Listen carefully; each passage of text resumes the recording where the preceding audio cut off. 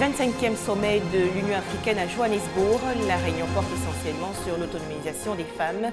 Le président de la République, Alassane Ouattara, participe aux travaux. Intempéries dans le district d'Abidjan. Des immeubles entiers risquent de s'effondrer à Faya, dans la commune de Cocody. Enfin, le Nigeria et ses voisins créent une force d'intervention contre Boko Haram. Elle devrait être opérationnelle d'ici le 30 juillet prochain. Bonsoir à tous et merci d'être avec nous ce soir. Les femmes à l'honneur lors du 25e sommet de l'Union africaine à Johannesburg en Afrique du Sud. Il s'agit de réfléchir à la façon à ce que les femmes soient libres de se diriger elles-mêmes. Hier et aujourd'hui, ce sont les ministres africains des Affaires étrangères qui se réunissent avant l'apparition des chefs d'État ce week-end.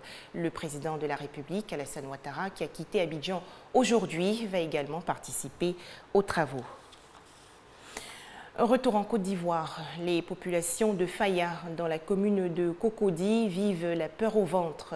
En effet, des immeubles en construction sont sur le point de s'effondrer en raison des intempéries. La catastrophe risque de survenir à tout moment. Les habitants de Faya, eux, lancent un appel de détresse aux autorités ivoiriennes. Moment difficile également pour les usagers de l'axe Abidjan-San Pedro, axe communément appelé la Côtière. Une partie de cette voie est complètement inondée et impraticable. Tout de suite, le constat des dégâts avec Herman Niamia. Des kilomètres de l'axe à Sandra-San Pedro immergés par des vagues d'eau. Conséquence, depuis quelques jours, automobilistes et voyageurs voient ainsi leur parcours entravé par ce lac improvisé par la saison des pluies. Nul autre choix alors pour eux qu'une traversée forcée, ce qui n'est pas sans dommages et désagréments une fois l'autre côté de la rive atteint. D'où ces cris de cœur. Franchement. Ah, aujourd'hui là, c'est pas facile, mais ça va aller. Je souhaiterais que, en tout cas, le gouvernement puisse réagir rapidement, parce que si les jours à venir, ça serait plus grave encore. Ce constat, nous l'avons fait à Pont-Brimé, village situé sur la côtière à 10 km de San Pedro. Ce décor est toujours le même pendant la saison des fortes pluies. Au fait, l'eau, c'est l'inondation de l'eau qui est là présentement. Ça provient de là-haut, là-bas. Il y a une eau lamenée et l'eau noire qui se rassemble. Et quand l'inondation est trop, c'est ce qui a envahi un peu le village. Ça prend partout, même si ce n'est pas ici seulement. Ça a même pris le village, partout dans le village ici. Ça fait quelques jours, nous-mêmes, en fait, on ne dort pas à l'aise et on est là comme ça. Dépanneurs de circonstances, restauratrices, bref, on le voit, les habitants de Pont-Brimé, eux, tirent profit de la présence de ce voisin pourtant indésirable. Comme quoi, le malheur des uns fait le bonheur des autres. Plus de 100 millions d'enfants dans le monde entre 5 et 14 ans sont astreints à un travail. La journée mondiale de lutte contre le travail des enfants veut attirer l'attention sur les actions et les efforts nécessaires pour éliminer ce fléau. En Côte d'Ivoire, avant la célébration officielle à San Pedro, une table ronde a été organisée. Il s'agit pour le cabinet de la Première Dame, le ministère de l'Emploi et des Affaires sociales et tous leurs partenaires de faire le point sur leurs acquis et dégager des perspectives communes. 12 juin, journée mondiale de lutte contre le travail des enfants. La place des enfants est à l'école et non au travail. Cette journée, instituée en juin 2002 par l'OIT, l'Organisation internationale du travail, est donc l'occasion de faire de la sensibilisation, mais surtout mener la réflexion vers de nouvelles orientations.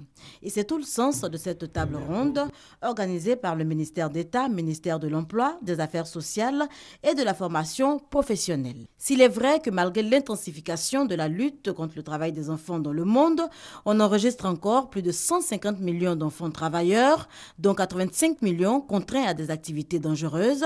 Force est de reconnaître qu'en Côte d'Ivoire, la lutte paye. Avec l'engagement du gouvernement, on enregistre des avancées notables. La Première Dame, comme vous le savez, préside le Comité national de surveillance.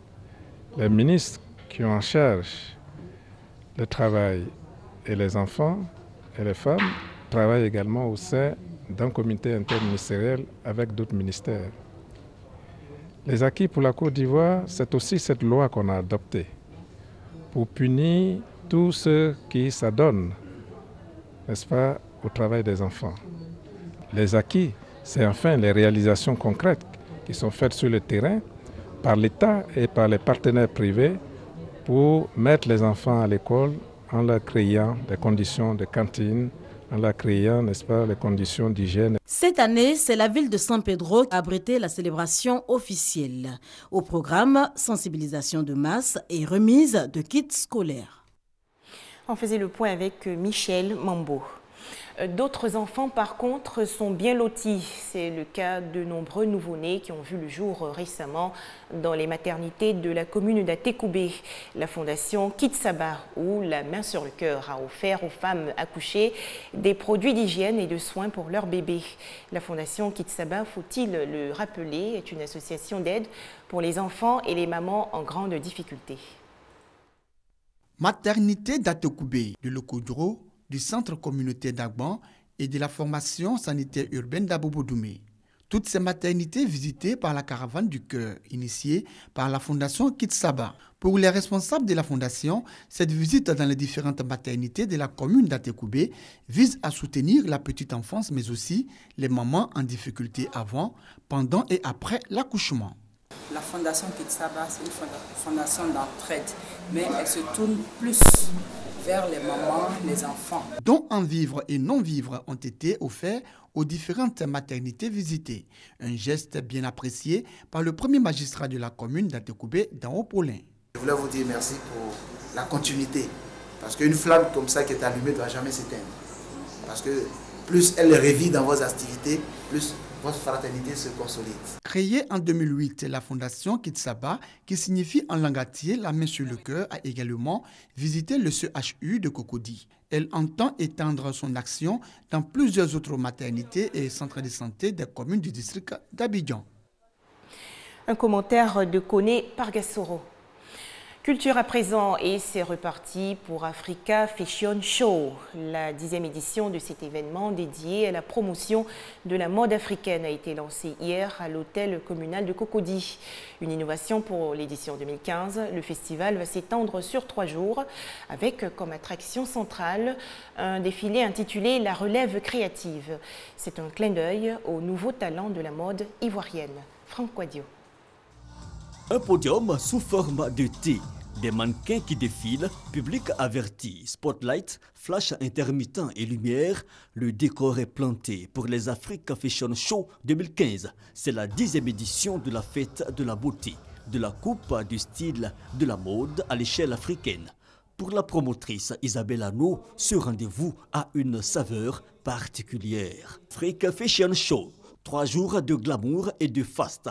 Il y aura une conférence sur le thème « La contrefaçon, un frein au développement de la création africaine ». Mais l'attraction de la journée 1, hier jeudi, c'est la soirée des jeunes créateurs. Pendant 10 ans, on pense avoir participé donc à la promotion de certains créateurs qui aujourd'hui sont bien positionnés. Il nous faut mettre en lumière d'autres créateurs et c'est cette génération-là, c'est pour donner un avant-goût de ce que sera Africa Fashion 11, 12, 13, pourquoi pas 20, qu'on fait ce défilé-là ce soir. Et parlant de jeunes créateurs, Leila Louaki, 17 ans, piquée beaucoup plus tôt par le virus de la mode, ses créations parlent d'elles-mêmes. J'adore la mode depuis que je suis toute petite. J'ai toujours rêvé d'exercer dans ce milieu. De quoi séduire, public invité, curieux et regard avisé de professionnels présents. Ce sont des jeunes créateurs que nous découvrons ce soir et qui présentent, je veux dire, un travail formidable. Et mon bonheur vient du fait que la relève est assurée. Africa Fashion Show prendra fin le samedi 13 juin par un grand défilé, la soirée des créateurs. Boko Haram poursuit son offensive dans le nord-est du Nigeria. Un survivant de massacre imputé à la secte islamiste affirme que des attaques perpétrées le 10 juin dernier dans 6 villages ont fait au moins 37 morts. Boko Haram, justement, au cœur hier du sommet d'Abuja au Nigeria. Le Bénin, le Cameroun, le Niger, le Nigeria et le Tchad ont décidé de créer une force d'intervention conjointe multinationale pour lutter contre les combattants djihadistes. Selon les participants, cette force militaire devrait être opérationnelle d'ici le 30 juillet prochain. Boko Haram, la secte islamiste et ses djihadistes auront désormais en face d'eux une force conjointe composée du Nigeria et ses voisins pour une lutte sans merci. La force créée à l'issue de la réunion d'Abuja, capitale nigériane, sera placée sous commandement nigérien. Une concession faite au président nigérien Muhammadu Buhari, qui dès l'entame de ce sommet régional à Abuja a fait part de sa volonté de prendre les rênes d'une telle force contre les islamistes de Boko Haram. Notre campagne contre l'insurrection doit être dirigée sur tous les fronts, en commençant par limiter leur accès aux fonds et aux armes. Nous devons renforcer nos patrouilles sur les frontières et améliorer notre capacité d'ensemble et partager les renseignements. En ce qui concerne cette question, je demande que toutes les actions soient prises pour renforcer l'unité de nos renseignements. Si la force, elle, sera placée sous commandement nigérien, sa base sera en N'Djamena, capitale tchadienne. Pour être opérationnelle, la force nouvellement créée se donne d'ici le 30 juillet prochain, précise le communiqué publié à l'issue de la réunion qui s'est tenue à l'aéroport d'Abuja. Depuis sa prise de fonction il y a 2 semaines, Muhammadu Buhari, qui est âgé de 72 ans, a focalisé son action sur la lutte contre Boko Haram, se rendant successivement au Niger et au Tchad. Des précisions de Thomas Guessambi. En France, fin de l'affaire du Carlton. Dominique Strauss-Kahn bénéficie aujourd'hui d'une relaxe dans une affaire de proxénétisme. Dans le dossier révélé en 2011, il lui était reproché d'avoir participé à des parties fines avec des prostituées. Est relaxé dans l'affaire du Carlton de Lille. Poursuivi pour proxénétisme aggravé, Dominique Strauss-Kahn a été relaxé tout comme la quasi-totalité des prévenus, y compris Dodo la Saumure, tenancier assumé de Maison Close. Ce tapage immense autour de cette affaire est quelque chose qui devrait donner à tous à réfléchir, a commenté un des avocats de DSK, Maître Henri Leclerc.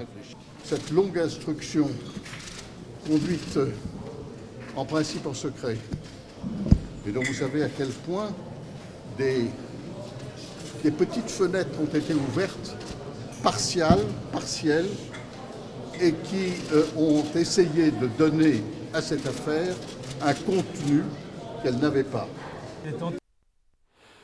Les suites du crash de l'avion de Germanwings avec de nouvelles révélations au sujet de Andreas Lubitz. Le copilote qui avait provoqué l'accident avait consulté 41 médecins durant les 5 dernières années sans que la compagnie aérienne allemande ne s'en inquiète. 35 morts dans un glissement de terrain au Népal. La catastrophe a été causée hier par les pluies torrentielles dans le nord-est du pays. Quelques 20 personnes sont toujours portées disparues. C'est fini pour l'actualité de ce jour. On se retrouve demain, 19h30 sur RTI 2.